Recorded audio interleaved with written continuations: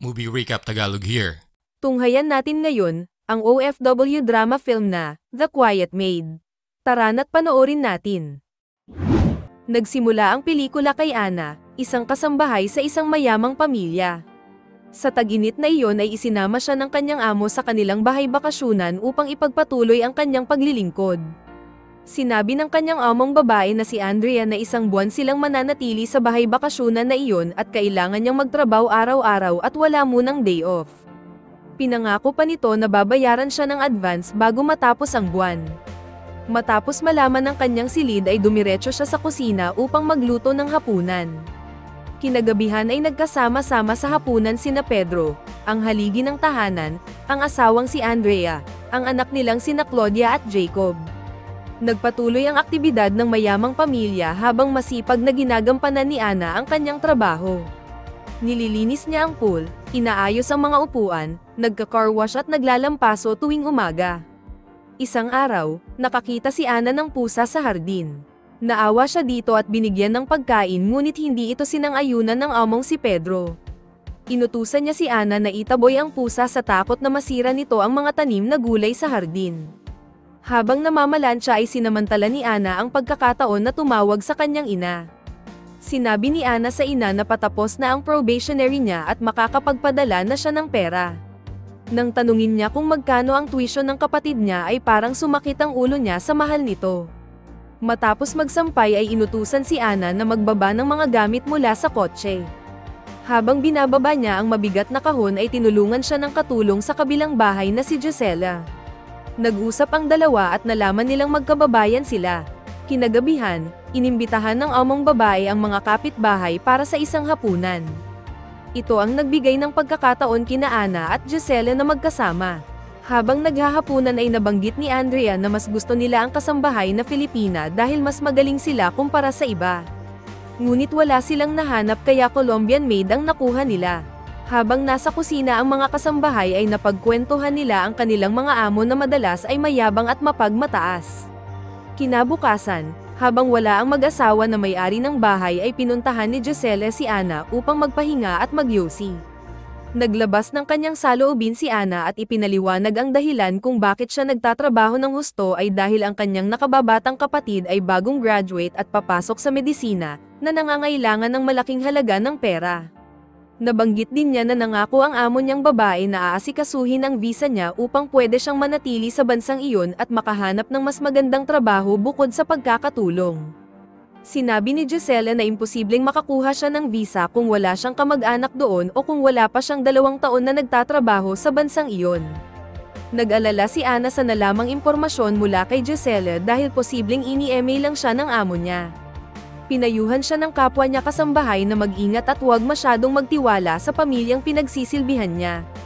Mukhamang mapagkakatiwalaan ang mayamang pamilya, madalas ay inaabuso nila ang mga helper sa pagbibigay ng mababang sahod at sa kalaunan ay tinatanggal sa trabaho bago tuparin ang kanilang mga pangako. Kinabukasan, habang naglilinis ng silid ni Jacob ay may nakita si Ana na punit na papel na may nakasulat na mga salita. Nang makita ito ni Jacob ay kinuha niya ito kay Ana at sinabi niyang seed phrases niya iyon. Ilang saglit pa ay nandoon na ang mga tropa ni Jacob para sa kanilang salo-salo at kasiyahan. Napag-usapan ng tropa ang tungkol sa pag-i-invest sa cryptocurrency habang si Ana naman ay nakikinig lang sa usapan nila at nagkunwaring hindi siya interesado rito. Gayunpaman, sa kanyang libreng oras, inalam ni Ana ang tungkol sa cryptocurrency o Bitcoin. Nalaman niya na ang seed phrases na nakasulat sa punit na papel ay isang sekretong code upang ma-access ang isang crypto wallet. Kinalaunan, inihayag ni Ana ang kanyang alalahanin sa amo.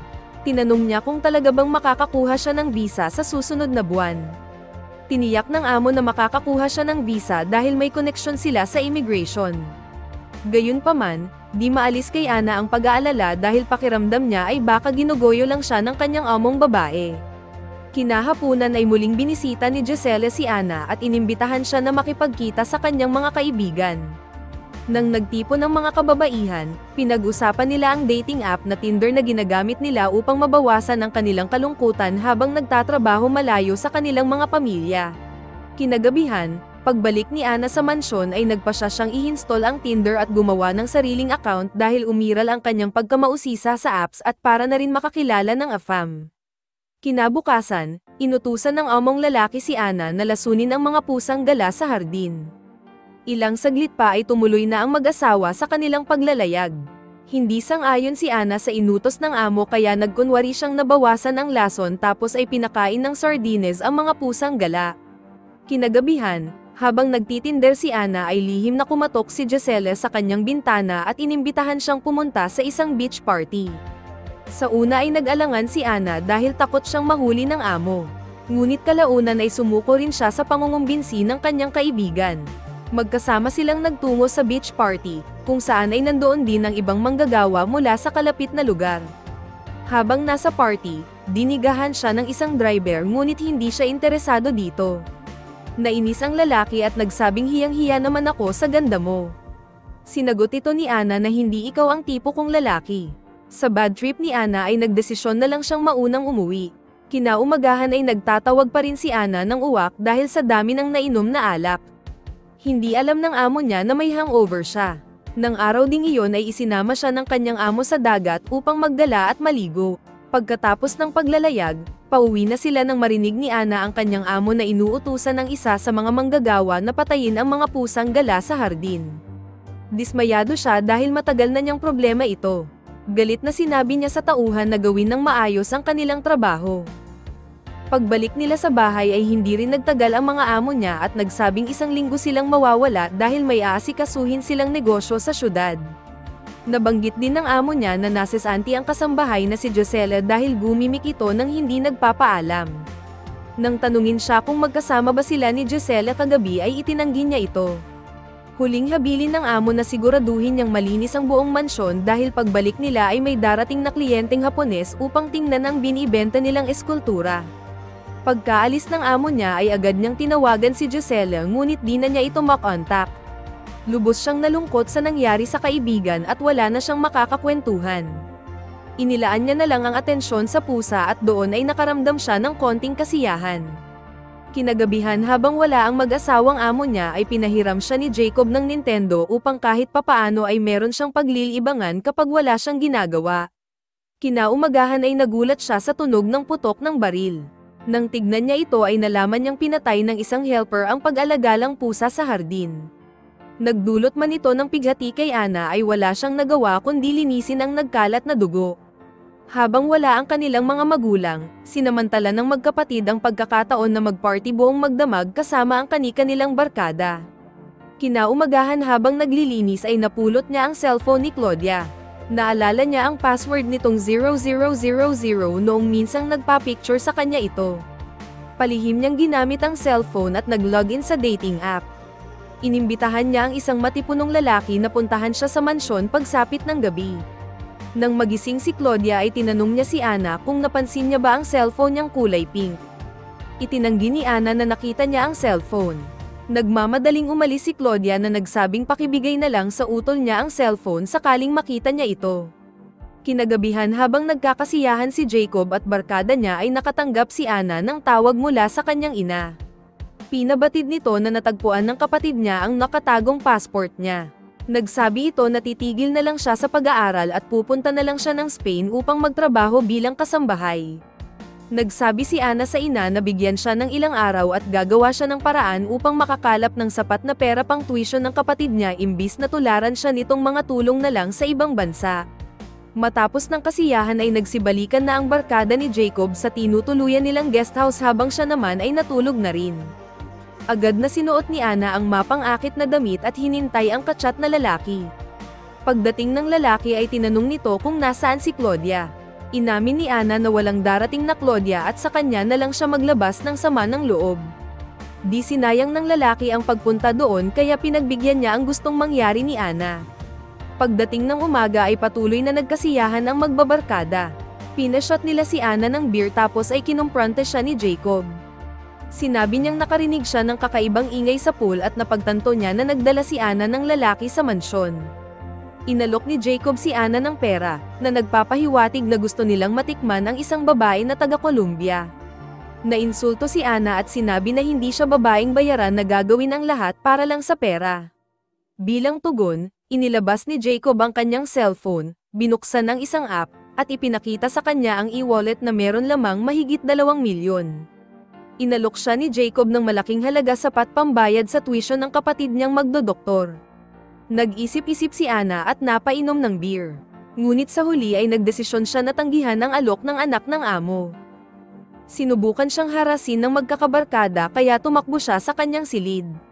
Sinarado niya ang pinto at nagdesisyon na mag-empake. Sinubukan niyang tawagan si Gisela ngunit inactive na ang phone number nito. Wala siyang nagawa kundi ang magkulong at umiyak sa loob ng kwarto. Hindi siya nakatulog ng gabing iyon. Habang nag-iisip kung ano ang gagawin, aksidente niyang nasipa ang lamesita. Nahulog sa sahig ang isang libro at punit na papel na nakaipit dito. Napansin niya na ang papel ay bahagi ng code para sa crypto wallet ni Jacob. Napagtanto niya na ang karugtong na bahagi ng papel ay maaaring nakatago lang sa loob ng silid ni Jacob. Nang hanapin niya ito sa silid ay naabala siya dahil biglang dumating ang amo niyang si Andrea. Pinagalitan siya nito dahil inabutang marumi ang paligid. Inutusan niya si Ana na ayusin ang sarili at linisan ng paligid dahil darating ang kliyenteng Hapones sa loob ng 4 na oras. Agad na inasikaso ni Ana ang lahat ng kailangang ayusin para sa darating na pagpupulong. Nang magkaroon siya ng pagkakataon ay palihim siyang pumasok sa kwarto ni Jacob upang hanapin ang karugtong na bahagi ng code. Maya-maya lang ay narinig niya ang pag-uusap ng mag-asawa sa kabilang silid. Nalaman niyang alam na ng mag-asawa ang tungkol sa lalaking dinala niya sa bahay at ang ginagawa niya sa kusina.